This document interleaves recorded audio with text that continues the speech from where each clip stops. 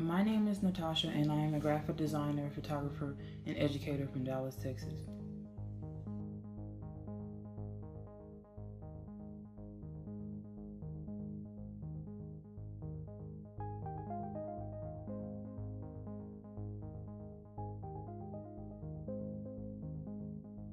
When I was a kid, I lived in places where I dealt with the hardships found among people of color. My mom wasn't really around, and when she was, I stayed with her for a very brief period of time. My dad was deported back to Nigeria when I was a baby, so that made things a little bit unstable. I believe that the disruptions in our family caused by drugs and poverty had a lot to do with our growth, and it was a little bit tough growing up.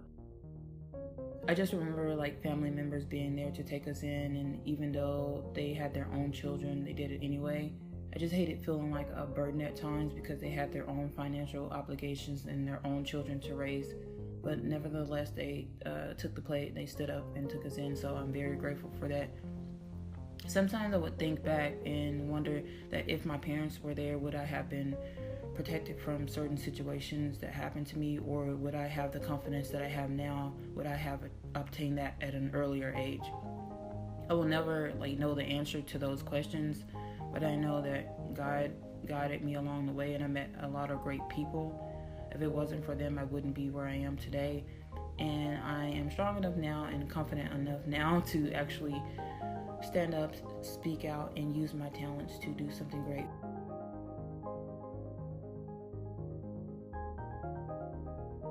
Well, Self is a publication series I created to uplift men and women of color. I started playing around with the idea of this project about a year ago.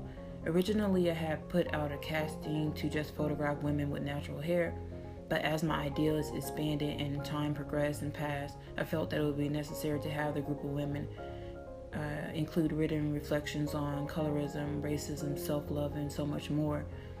I felt that it would be vital and would be a good way to uplift the Black community for us to get insight on somebody else's life and what they've dealt with inside and outside of the community. And I felt that it would be a great way to spread love and to honor people of color while letting others read their words.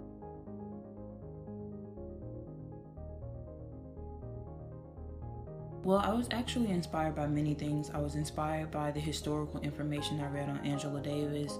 I was inspired by a written article by Dr. Carolyn West. I was inspired by the memorabilia exposed to us through the media. I was inspired by family and friends. And in one of those friends, her name is Michelle Cho. I actually studied with her from 2014 to 2015 when I was a graduate student at the Rhode Island School of Design. And after we graduated, I remember sharing all of these harsh memes about Black women and these stereotypical remarks, and she was actually one of the ones that urged me to do something to combat that using my talent. So a lot of thanks goes out to her.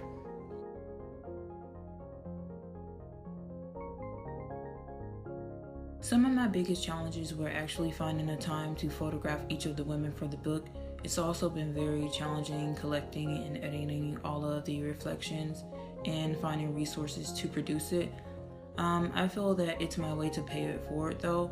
So even though I've had my challenges, it's been quite rewarding, and it's just my way to somehow do my job to form unity in the Black community where needed. It's been really cool doing this project. I've met a lot of great people. The women have been amazing. It was a great way to meet people inside and outside of the community. Self is very important. It's because that's what love starts with. You have to have self-love to help others in the community and bring unity. I look forward to working with more artists and more people of color, more people outside of the Black community as well. It's just been a very rewarding project. I've learned so much about myself, and I look forward to the next book.